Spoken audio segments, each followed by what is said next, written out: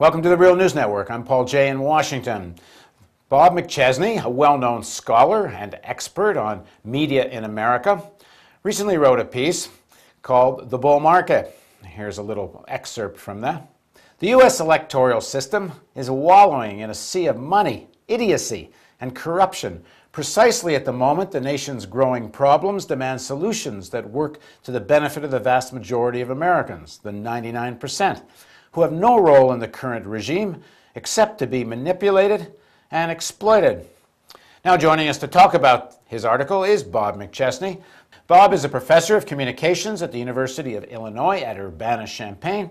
His books include The Political Economy of Media and The Problem of the Media. Thanks for joining us again, Bob. My pleasure, Paul.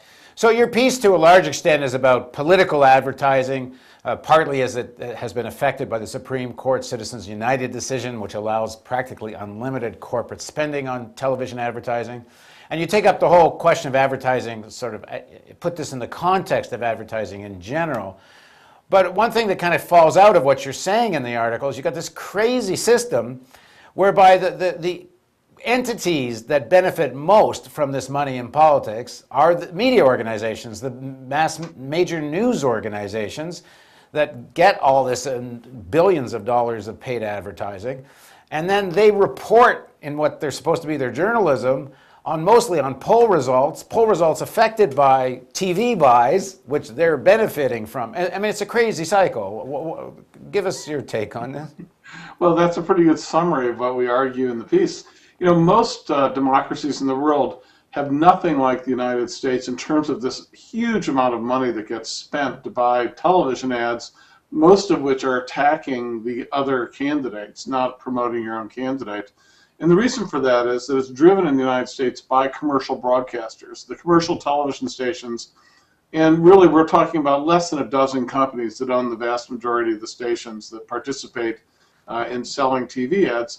They are making a killing from this cash-drenched system. Literally, between 18 and 25% of all the revenues of a commercial TV station this year will come from selling TV political candidate ads. And you know, this is a profit center for them that's beyond belief. They're driving the system. So you have the commercial broadcasters are to campaign finance reform what the National Rifle Association is to bans on assault weapons. They are the #1 lobby to promote massive amounts of money in politics, because our electoral system in America is basically converted into a system where billionaires and corporations give tons of money to politicians who then give most of that to commercial media to buy inane ads.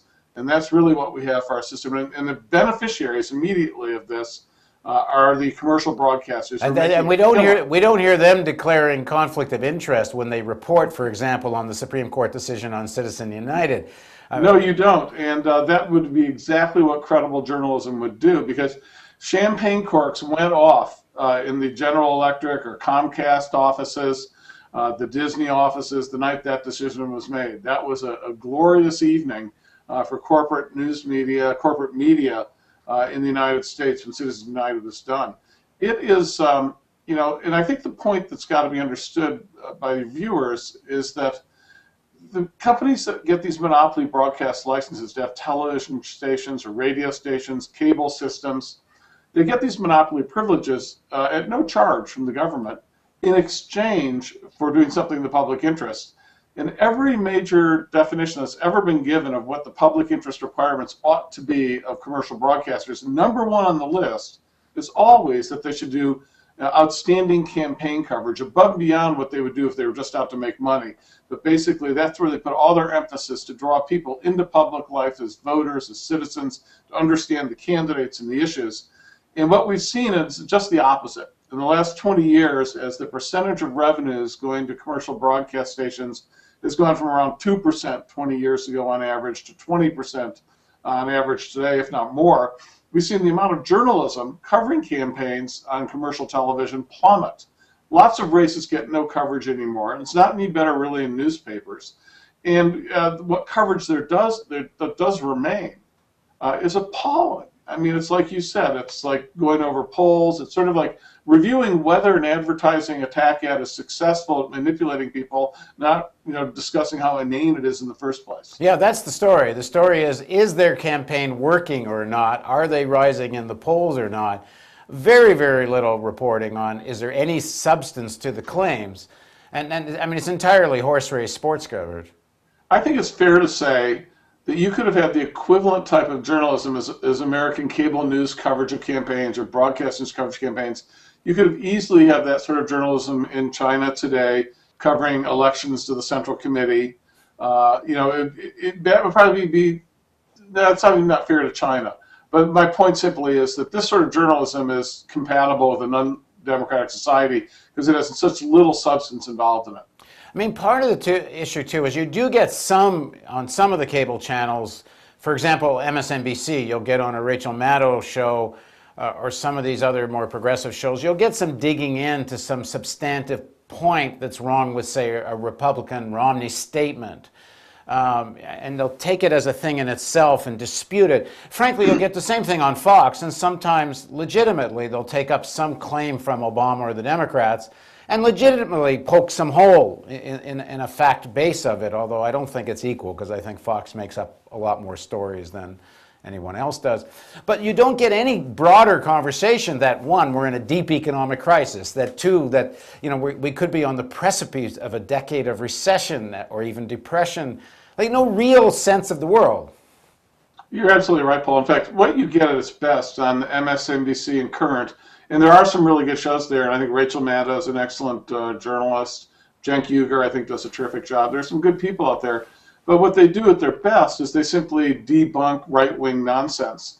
But the point is the right wing sort of is shaping what they're talking about, I mean, to a large extent. The right wing doesn't spend any time debunking Cenk Uygur or Rachel Maddow. They barely know they exist. So the right wing is sitting behind the driver's wheel, steering the car, and these guys are in the back seat hitting them in the side of the head like mosquitoes. The problem, though, is less that than what you were talking about. This whole range of issues that no one in power wants to talk about. The U.S. empire around the world, all our military commitments, the huge amount of spying the government is doing in collusion with internet companies and private companies on private citizens, far in excess of anything we ever really have had in the United States before. And then the whole raft of economic issues about the way people's lives are actually going, the collapse of the public sector around the country. These are pretty much uncovered anywhere in the news. The issues that really matter to people in this country are not as interesting as, the physical appearance of a candidate or whether someone said a gaffe or whether someone is sort of a moron. I mean, what did you make of the media coverage of Ron Paul in the Republican race?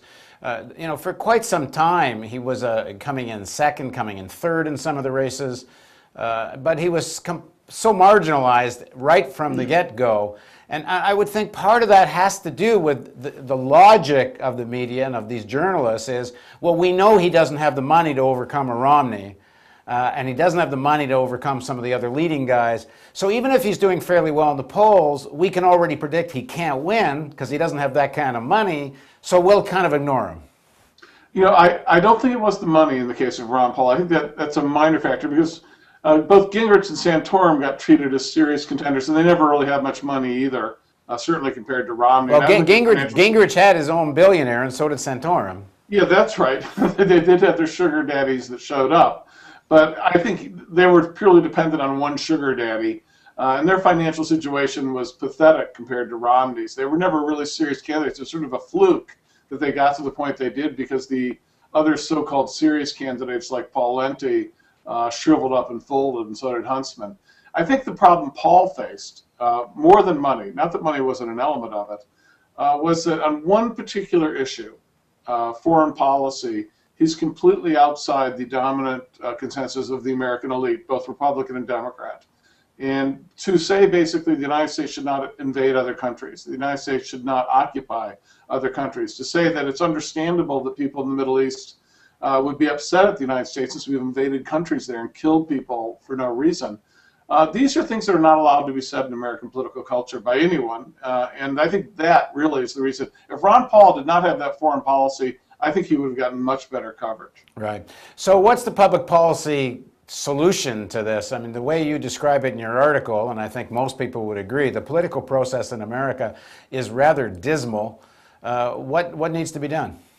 Well, a multi-front fight. First of all, I think the sort of work that the Real News Network is starting to do, and that I think is really taking off around the country, which is genuine grassroots work at the community level, where the power of big money is a lot less, where people meeting together in small groups can actually take a charge of a neighborhood or a community or city eventually, and building from the ground up, where the propaganda of television ads and corporate media is going to be less effective going up against people actually in contact with each other in their community. So I think that's where a lot of the action is taking place. That's our hope now, because the big money side, thanks to Citizens United in particular, but it was already there before Citizens United, has pretty much made the traditional civics class options for reform all but impossible for the visible future. We're in a situation now where on issue after issue after issue, large moneyed interests completely own the board in Washington.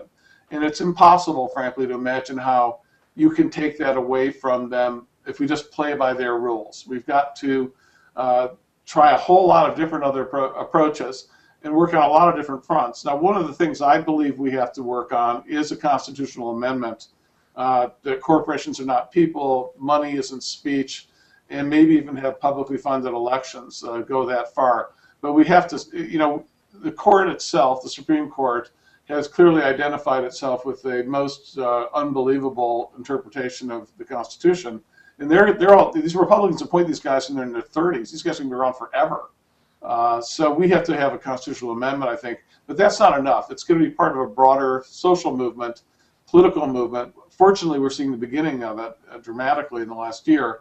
That simply is going to say enough is enough. This entire system is rotting, and we have to replace it. Yeah, I think it's a really important point you make, because I hear a lot of people writing who are very against this money in politics, but then they say nothing will happen until we get money out of politics. I mean, if you wait for that, then ain't nothing going to happen. I agree. I'm sorry, I was just pouring some water. Didn't mean to goof up the acoustics. I agree completely about that. We don't have the option of waiting. I mean, what does that mean? And I don't think we have the option of just working on money in politics, because I don't think we'll ever get the momentum to get money out of politics as a single issue.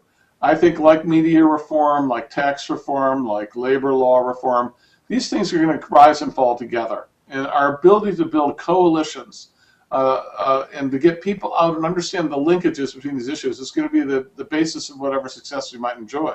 Now, 2 years ago, if we had this conversation, they'd probably think I was like writing science fiction or fantasy freak. Instead, I think it's pretty clear that something's going on in this country. In fact, better put, something's going on globally. That we're seeing it in country after country, especially among young people. Yeah, we have a story. We have a story today on the Real News in Quebec. 165,000 students in Quebec on strike against tuition hikes. Almost 200,000 people came out in a protest a few weeks ago to support that movement. Another 70, 80,000 came out last Saturday. Yeah, there's something happening. You look at a country like Spain, which had probably the largest protest in the world last fall, where the country is literally in a depression, and it's like the 1930s in North America. And I think young people in that country, all people are actually saying, we've done nothing wrong, we've played by the rules. How come we have an economy now that can't employ half of the people who are young people and a quarter of the people who want to have jobs?